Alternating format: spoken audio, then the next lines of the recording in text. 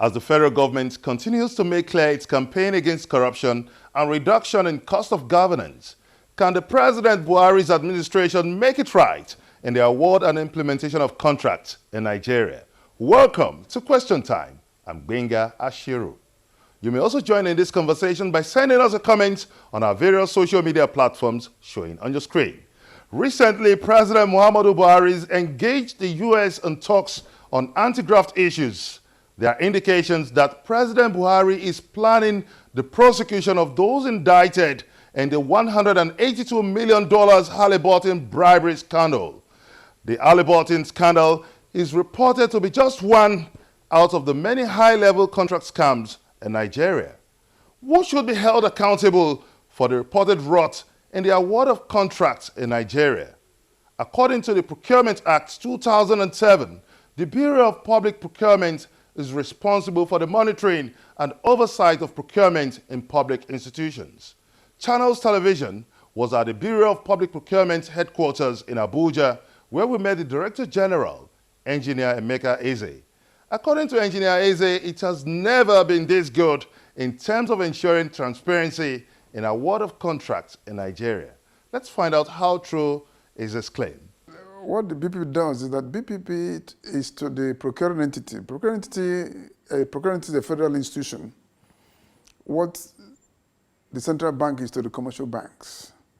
The BPP is a regulator of procurement. In other words, what the BPP does is that it issues guidelines, procurement procedures, and then intervenes when there are perceived infractions between contracting parties, between procuring entities and their contractors.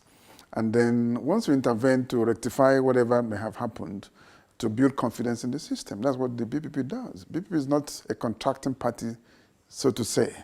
BPP is a regulator to procurement. The way central bank regulates banks, we regulate ministries, agencies, and departments on areas bordering on procurement. Let's look at the process involved in the award of contracts in Nigeria. Some have reported that some government officials still employ tactics in undermining the procurement process. So what's your comment on this? Oh, naturally, it's in any human endeavor. Human beings are human beings. And that's why you have government, you have the institutions, you have enforcement authorities. If human beings were angels, there won't be need for police all over the world. Meaning that so long as human beings exist, they also have tendencies to exploit any system to their own personal advantage. And so I wouldn't be surprised that that happened. That's why we exist. From what we even do get here, petitions on daily basis tells us that really, of course, that people are there to exploit the system if you don't intervene. We have reports that some ministries still split contracts to keep them at a safe limit from the approval threshold of the BPP.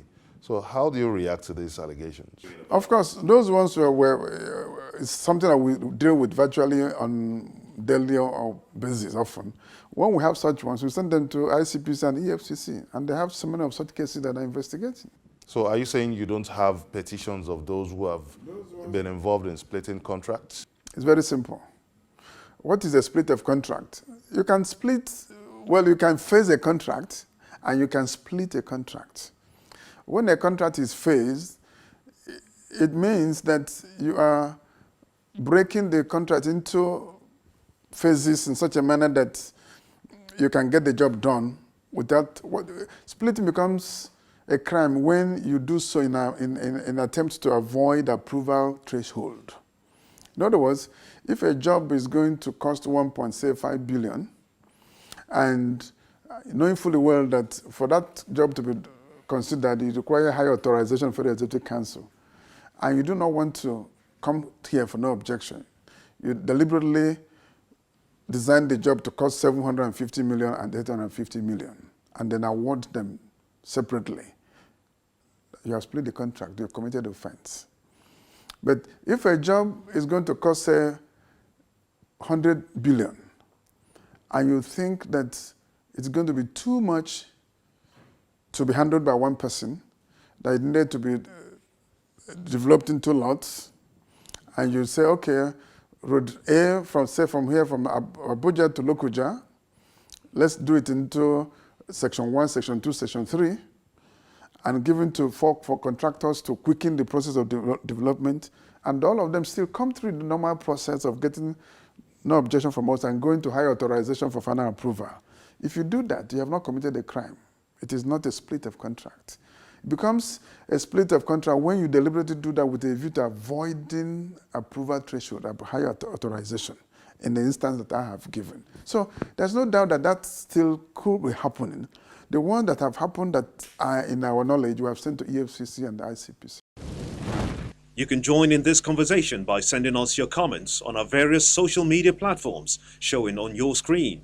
Coming up on Question Time, how does Engineer Ezeh react to the widespread allegations of political maneuvers in the award of contracts? Find out when we come back in a bit.